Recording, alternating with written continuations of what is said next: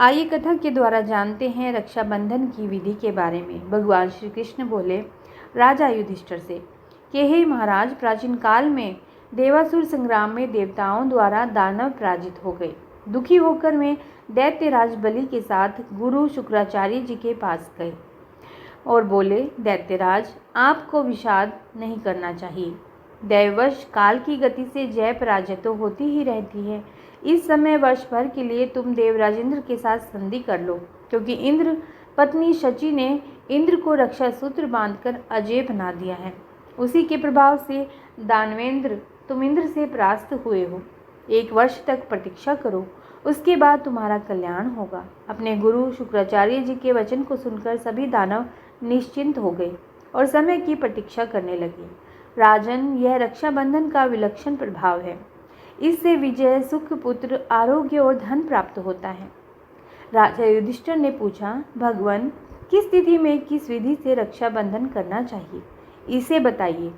भगवान श्री कृष्ण बोले, महाराज, सावन मास की पूर्णिमा के दिन प्रातःकाल उठकर शौच इत्यादि नित्य क्रिया से निवृत्त होकर श्रुति स्मृति विधि से स्नान कर देवताओं और पितरों का निर्मल जल से तर्पण करना चाहिए तथा उपाकर्म विधि से वेदोक्त ऋषियों का तर्पण भी करना चाहिए।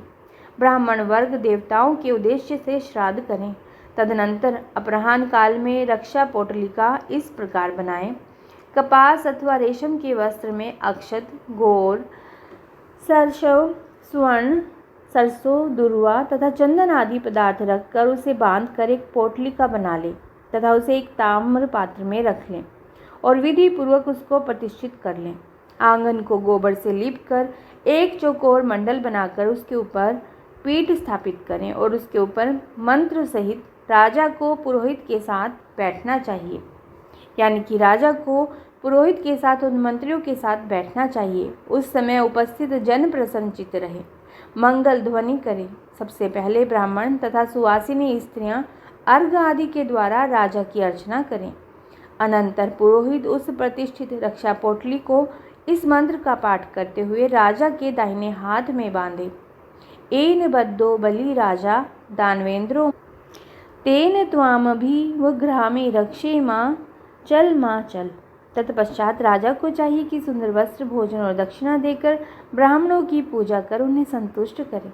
यह रक्षाबंधन चारों वर्णों को करना चाहिए। जो व्यक्ति इस विधि से रक्षाबंधन करता है वह वर्ष वर्ष सुखी रहकर पुत्र, पौत्र और धन से परिपूर्ण हो जाता है। ओम नमो नारायणे। तो यह थी सावन पूर्णिमा की रक्षाबंधन की कथा, जिसमें विधि भी बताई गई है। प्रीत करो सिया राम से, मत मांगो फलदाम, तज कर फल की कामना, करिए भक्ति निष्काम। आइए सुनते हैं कृष्ण और द्रौपदी की रक्षाबंधन की सच्ची कहानी। एक बार की बात है, महाभारत के समय की। श्री कृष्ण ने युद्ध के दौरान अपनी उंगली को बाण से घायल कर लिया। खून बहता देख द्रौपदी तुरंत अपनी साड़ी का एक टुकड़ा फाड़कर कृष्ण की उंगली पर बांध देती है।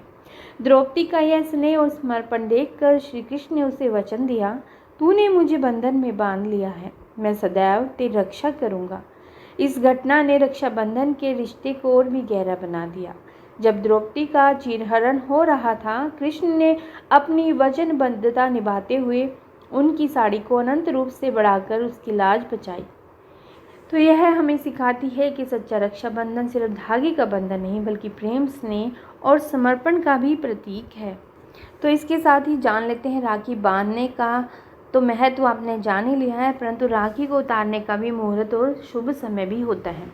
धार्मिक मान्यताओं के अनुसार किसी भी शुभ काम या अवसर को शुरू करने से पहले शुभ दिन, शुभ मुहूर्त और दिशा देखी जाती है। वहीं रक्षाबंधन त्यौहार के दिन राखी बांधते समय शुभ मुहूर्त और सही दिशा का ध्यान भी रखा जाता है। यही नहीं, राखी उतारते समय भी मुहूर्त का ध्यान रखना जरूरी है। रक्षाबंधन पर बांधी गई राखी को हमेशा शुभ मुहूर्त में ही उतारना चाहिए। जहाँ राखी को कुछ दिनों तक कलाई पर रखना जरूरी माना जाता है, वहीं इससे ज़्यादा दिनों तक भी नहीं बांधे रखना चाहिए।